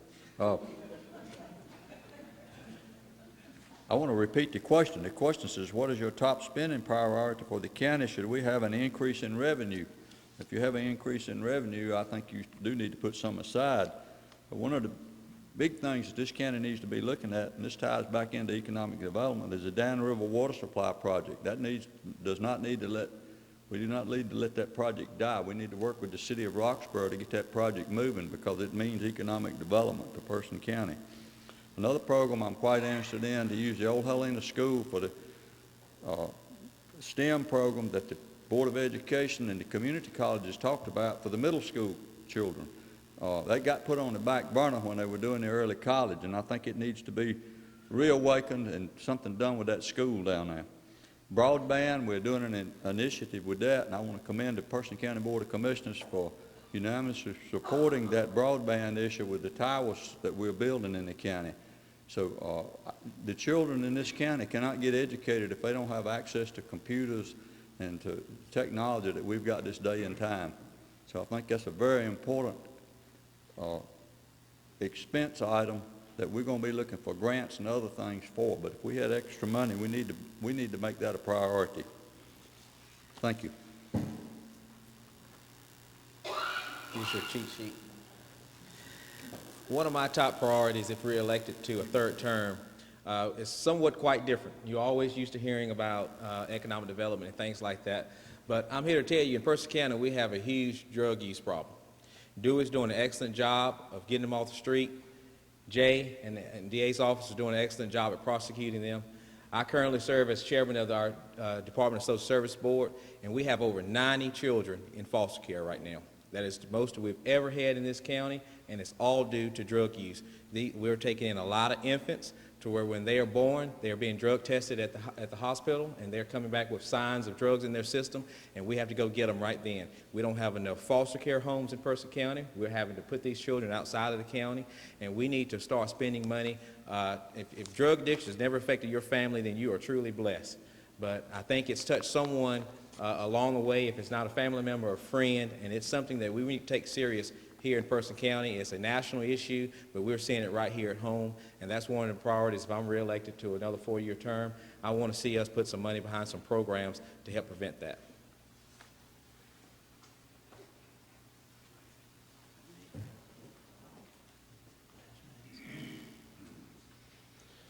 I would echo the sentiment on drug problems and drug awareness in Person County and new school board candidates. It's a societal problem, difficult to deal with. Teachers can't do it alone. Parents must do this and assume that responsibility. And as Ray has said, we need to focus on that. And one thing there is we need to focus on the family. And we have children called crack babies. That's real. Secondly, as for a priority, economic development will require some additional funds if we have that luxury. We in Person County need new and improved infrastructure and must be able to provide that in order to see growth in housing, business, and industry. And the county must provide and must do that in infrastructure, readily available property, water and sewer services, and countywide broadband. So that is a priority. Again, I think the county needs to look seriously and hard at pursuing to have property in the right location for the attraction of business as it is looking around, so that when opportunity knocks, Person County is ready. We must be ready to supply buildings or building sites and available infrastructure if we are to be effective in attracting new business.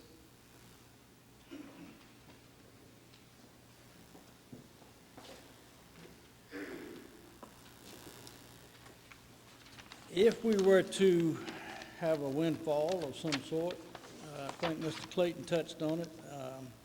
I don't think we have to wait for the windfall. I think this has to happen anyway. And that is, we need to secure the water out of the Dan River. Going forward, I think that's probably the most important thing in Person County, because if you look around to Durham, Raleigh, anywhere except for us, you've had past water shortages, especially in the summertime when it doesn't rain.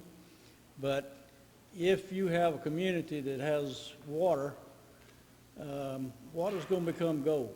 And I think that's something that we need to make happen regardless of a windfall. The other part of it, I think, is very important, and this goes to economic development too.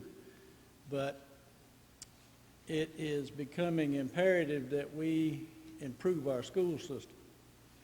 And I've had a discussion with Mr. Powell in the last couple of days trying to get an idea of where we stand with that and what we need to improve on. But from an economic development standpoint, it was brought to my attention in no uncertain terms that if we're going to bring a company in here, we've got to have an educated workforce for them to get. Otherwise, they're not coming. And so they're my two priorities.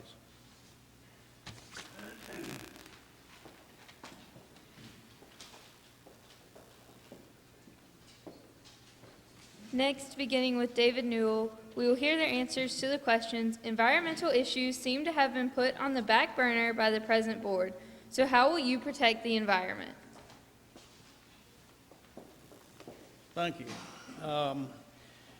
The first thing that I would want to pursue, and I would like to invite anybody that would like to, this is some information on the technology that you have heard about in the newspaper, which takes solid waste and converts it into synthetic gas.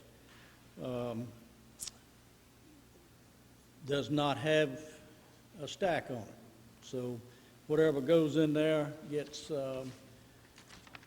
vaporized into either synthetic gas. Now, it's treated at around 4,000 degrees Fahrenheit, so it gets it pretty hot. It's a modified blast furnace that new technology, which Mr. Clayton introduced us to and I followed up on.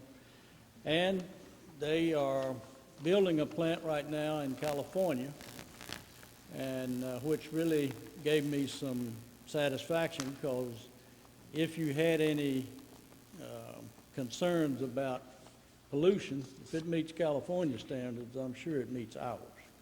But it also lends itself to be a very potential revenue source. Thank you.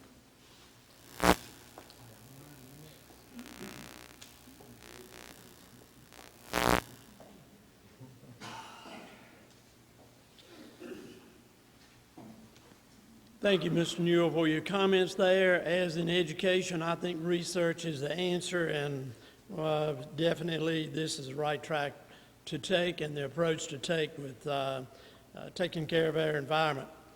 Protecting the county's environment is certainly important to each of us, and I believe every one of us should be involved in something simply called recycling. Recycling, to me, just makes plain common sense. And I know it's not a huge amount of savings in the tonnage, but it's a huge savings to the land itself and protecting the environment that we cherish so much here in Person County. And along those lines, I think continued education about recycling, not only for us as adults, but from our children on up, so it becomes a habit to them, I think is really important. Land preservation as well is an important matter. Our farmers and landowners should be educated in modern farming techniques and trends and how to take advantage of county and state resources, which will ensure preservation of our land. Watershed is another important issue to Person County, mainly because of the 3 river basins that we have. And the county must stay abreast with legislative changes, which can happen overnight. You two representatives here tonight, and impacts Watershed, and we need to be in constant communication with our representatives and stay up to date with what's happening to Person County land. While at North Carolina A&T University, I was commuting back and forth, and I was trying to hang out a little bit and make class, and Granddad told me real quick that you can't burn the candle on both ends. And I think that's exactly what we're doing with some of our environmental issues here in the county. If you were at the meeting Monday or heard about it, we had some people from out by the McGee's Mill area that contacted me, and they're my neighbors, and they're concerned, rightfully so, about some of their wells, because they're within a couple of miles of the coal ash basins. Some of them are already seeing signs of contamination, hauling water. We're hearing the same concerns out by the landfill. And so Monday night, we asked the county attorney to look at seeing if the county would be able to subsidize some of our well testing fees. So some of these people who are concerned and live around these areas as such don't have to spend an arm and a leg to find out if their drinking water is safe or not. And I think it's more things like that that we can investigate in and look for. I also serve on the county's environmental committee, and I definitely will continue to seek advice from those that know more than me, namely so Francis Blaylock, Ken Hill, some of those that are on our board, and make sure we, like you said, stay on top of them and make sure we're at the table when we're discussing these environmental issues.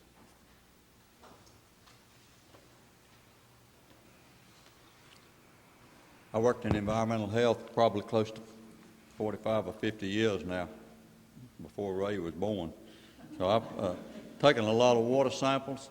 There was a group up there, and I think at our next commissioners meeting, I'm going to ask that our Board of Commissioners pass a resolution asking Governor McCrory to waive the fee for the water samples within a mile around the ash ponds at Hyco and Mayo Lake. They already a half mile, but I want an additional mile of that. I want to also ask them to waive the fee around that landfill, and so that the people within a mile of that landfill can get the water tested without them costing them a fortune. And the North Carolina General Assembly is real good about passing unfunded mandates, and that lab fee is an unfunded mandate that the state of North Carolina pushed down to the counties, and in order for us to pay for it, we pass it on to the consumers through the health department.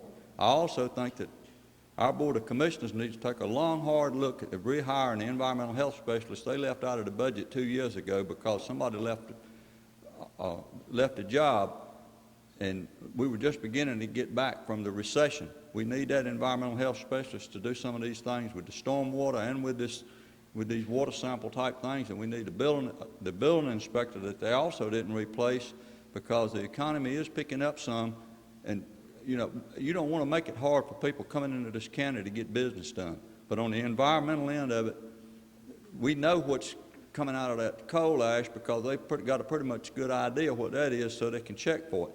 The landfill, I don't know what's coming out of that water down there. I have no idea because everything's put in that landfill. It can be coal ash put in it. It can be other chemicals that nobody's looking for that can be put in a dumpster. And every one of you in here know what goes in a dumpster.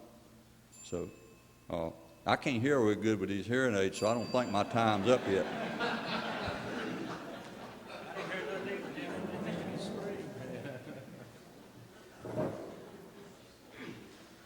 Well, I don't have as much experience as Jimmy does, but I do have a wastewater operator's license to operate a wastewater treatment plant.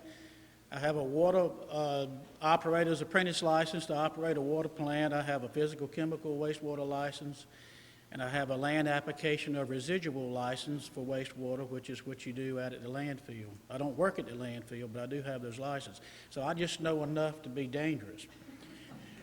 But I do agree that protecting the environment is everyone's job, and we can all do something, even vote.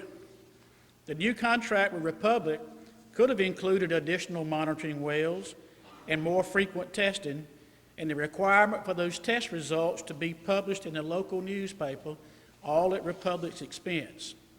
It could have included stronger language and enforcement of trash removal along the highways leading to the landfill, odor abatement, vermin control, and systems put in place to capture airborne dust discharges when unloading trucks carrying industrial byproducts such as ash and other irritants or possible contaminants. But alas, no vision. But after all, it's just a detail until it affects your community or your neighborhood.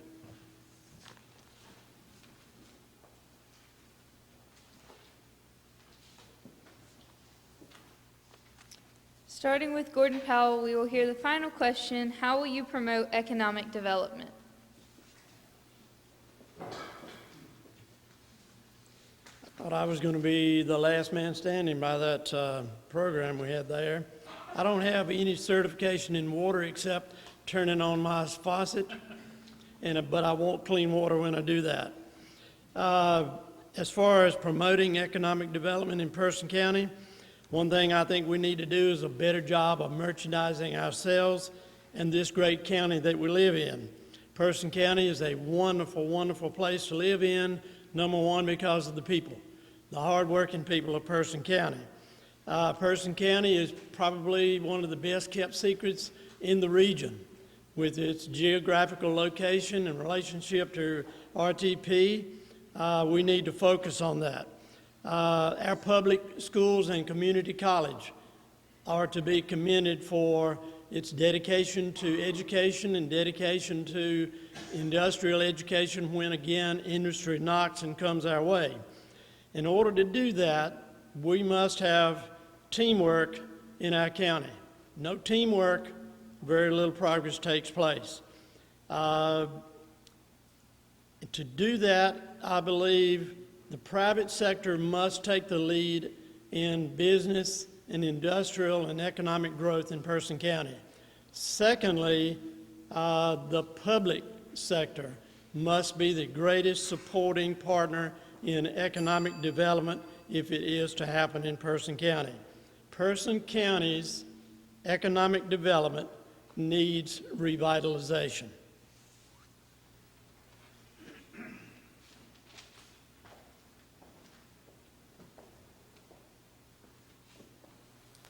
Thank you. Having served on the Economic Development Board this year as one of its members, I have been quite involved with trying to recruit and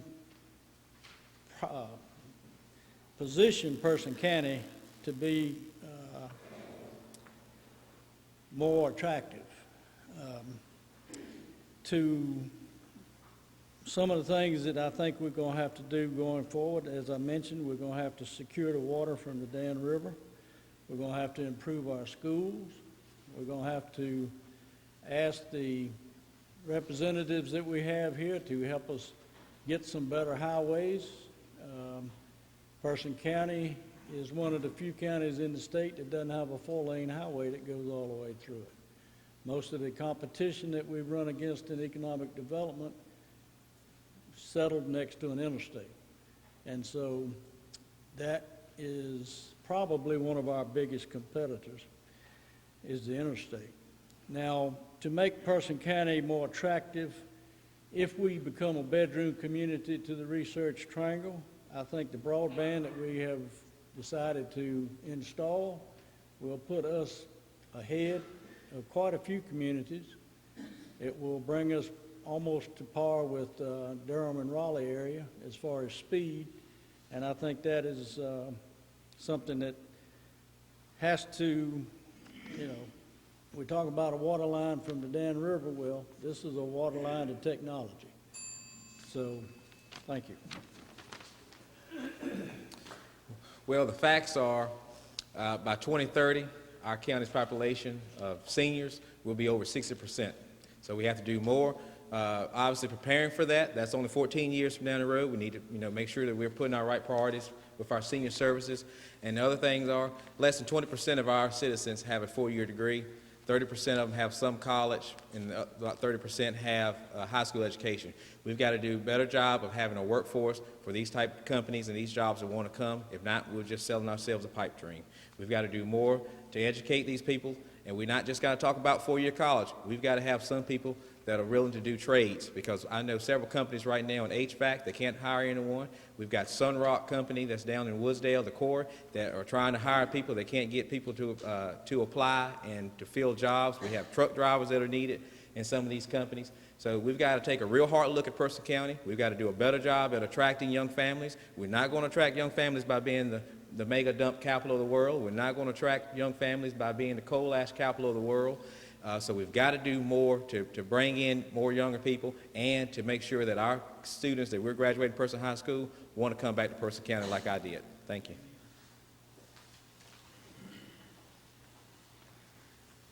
I think Commissioner Newell said a lot about the water. I'm all for that. I think serving on that Economic Development Commission is a real eye-opener. A lot of our problem in Person County with recruiting has been on the state level when they changed all of the rules. And when they changed the rules, we got a lot of our incentives and our stuff together, and the companies came here and they looked at us and they said, well, y'all on the local level did a commendable job and did a good job, but the state, they didn't have their act together. And the administration that's over there now, it looks like they're beginning to get their act together, but it's been 4 years later. So, we've lost a lot of stuff. We had some successes at GKN expansion. Spuntech expanded. They keep on looking like they're doing good in this county. Certainteed out there, I think I was out there putting a campaign sign out the other day, and 5 trucks went out while I was there. I understand they ship out about 50 or 75 tractor trailer loads of gypsum or sheetrock. They don't want you to call it sheetrock, gypsum board per day out there. The economic development is, as a bedroom community from the Triangle area, we've got to be set to try to get some of that business that they're not going to have room for over there. That broadband and the water supplies and other things. Water down the road, somewhere down the road, is gold. It's just like the West, people out in the West have understood this for 100 years, and we're just beginning to learn how important it is.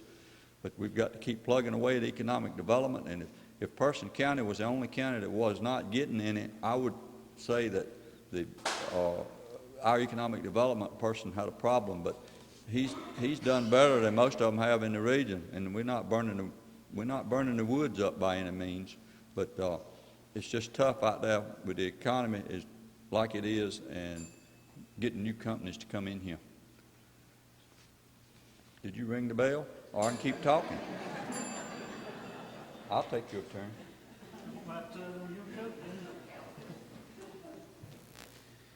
Well, it's been several years now since we changed the way our Economic Development Board is structured. And they brought some jobs to Person County, but it's still not working well enough. There still aren't enough good-paying jobs here in Person County. My priority from the first day as your commissioner to the last day will be to foster an environment and infrastructure to create more jobs. So if you share these beliefs, then my campaign is your campaign. If you believe we can do better to recruit industries, if you want lower taxes, join my campaign. If you want our young people to stay here and raise their families, then support my campaign. If you give me a chance, that is exactly what I will do as your commissioner. I'll work for you. So don't complain, vote. We can do what's right for all of our citizens. We can be godly people, respectful, humble, and caring. But no one can do it alone. I'll do my part if you will do your part and vote for me as one of your commissioners. And as we head into football season and political season, remember, go long.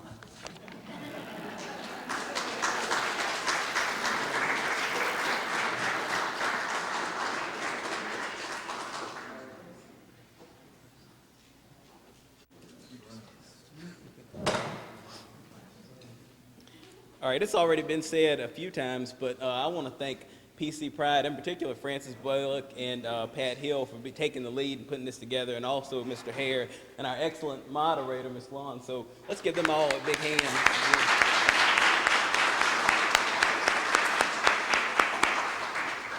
And so before you go, I wanted to call your attention to a quote that's on the PC Pride Facebook page right now. And it says, "The greatest threat to our environment is the belief that someone else will protect it." And I'd like to take that quote and apply it to what we've heard here tonight and kind of come up with my own quote, and that is, the greatest threat to our democracy is the failure for all of us to fully participate in it. You can quote Jason Torrey on that. And what's that mean to fully participate in our democracy? It means educating yourself, not just on the candidates, but on the issues. So when you hear them say something, make sure that what they're saying is actually true. It means not being afraid to step up and run for office, like a lot of these people did tonight. And it means getting out to vote. I mean, you might not be excited about who's at the top of the ticket, you know, Trump, Clinton, whatever, but maybe you can get excited about our county commissioner candidates. Maybe you can get excited about our school board candidates or our state house candidates or state senate candidates, whatever. Whatever reason it is, get out and vote. Get your neighbors to come out and vote. And before we leave, I got to make sure I mention, stop by that back table on the way out. We have voter registration forms, sample ballots, anything else I'm forgetting? Polling locations, all that. So make sure you check out that back table on the way out. And early voting starts on the 20th of October, and it ends on November 5th. And Election Day is on November 8th. Thanks for coming out. You're dismissed.